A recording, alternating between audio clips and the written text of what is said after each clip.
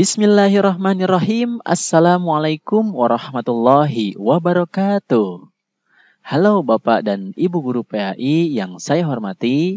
Ketemu lagi di channel Sahabat Guru PAI. Mari kita bersama meningkatkan kualitas pembelajaran dan karir guru PAI.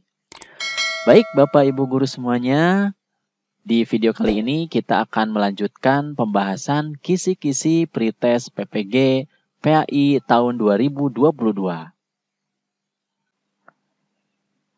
Indikator nomor 82 diberikan deskripsi tentang gaya belajar siswa tanpa menyebut nama gaya belajar dalam pembelajaran. Mahasiswa dapat menemukan jenis teori belajar sosial. Nah ini tentang teori belajar sosial dalam pembelajaran. Bagaimana sih teori belajar sosial itu? Ya, kita akan coba pelajari nanti. Kita lihat dulu contoh soalnya. Ada kalanya siswa ingin belajar jika bersama teman-temannya. Teori yang menerima sebagian besar dari prinsip-prinsip teori belajar perilaku, tetapi memberi lebih banyak penekanan pada efek-efek dari isyarat-isyarat pada perilaku dan pada proses-proses mental internal, disebut dengan teori belajar titik-titik. A. Konstruktivisme, B. Sibernetik, C. Humanistik, D. Sosial, atau E. Kognitivisme. Nah, ini tentunya Bapak Ibu sudah tahu jawabannya ya. Oke, kita coba bahas tentang teori belajar ini.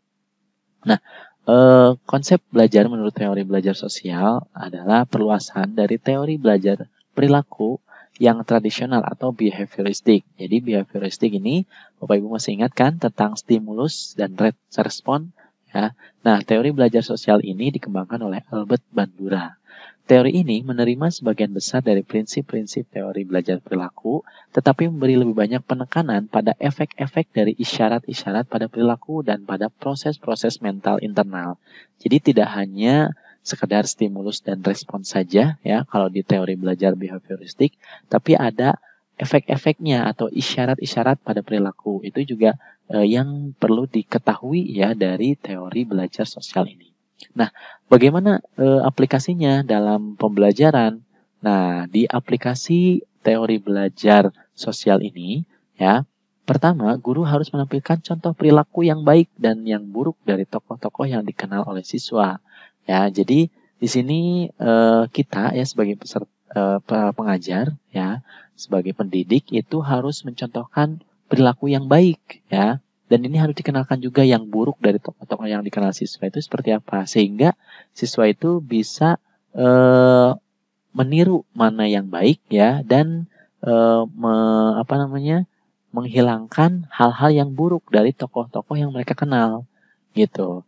Jadi ini adalah teori belajar sosial, lebih kepada peniruan gitu. Kemudian di sini dalam menentukan model ya atau sesuatu yang atau seseorang yang bisa dijadikan sebagai model. Nah, karakteristik model perlu diperhatikan karena akan mempengaruhi efektif tidaknya modeling itu untuk siswa. Jadi ketika kita memilih seseorang atau tokoh, kita harus perhatikan dulu ya tentang karakteristik tokoh tersebut atau yang dijadikan model tersebut. Karena itu akan menjadi modeling bagi siswa. Ini ada proses peniruan dari siswa. Nah, ini tentang teori belajar sosial. Nah, kemudian observasi adalah kegiatan pembelajaran yang paling utama dilakukan oleh siswa. Jadi, siswa itu banyak berobservasi. Nah, ini ya untuk teori belajar sosial dari kegiatan-kegiatan ya, siswa itu mengobservasi lebih banyaknya. Nah, ini aplikasi dari teori belajar sosial. Kemudian mengamati perilaku orang lain itu lebih penting. Ini dari teori belajar sosial. Kemudian ada reinforcement juga, ya artinya penguatan. Nah, ini penguatan itu bukan syarat yang utama untuk terjadinya proses pembelajaran. Karena yang paling penting adalah mengamati model-model yang harus terus-menerus diperkuat. Jadi mengamati model-model tokoh-tokoh yang perlu dijadikan sebagai model, yaitu harus terus diperkuat. Ya, jadi bukan reinforcement-nya. Reinforcement ini artinya penguatan. Ketika seorang berperilaku baik, ya, maka akan diberikan ganjaran. Tapi kalau berperilaku buruk akan dikenai hukuman. Nah, reinforcement ini penguatan seperti itu.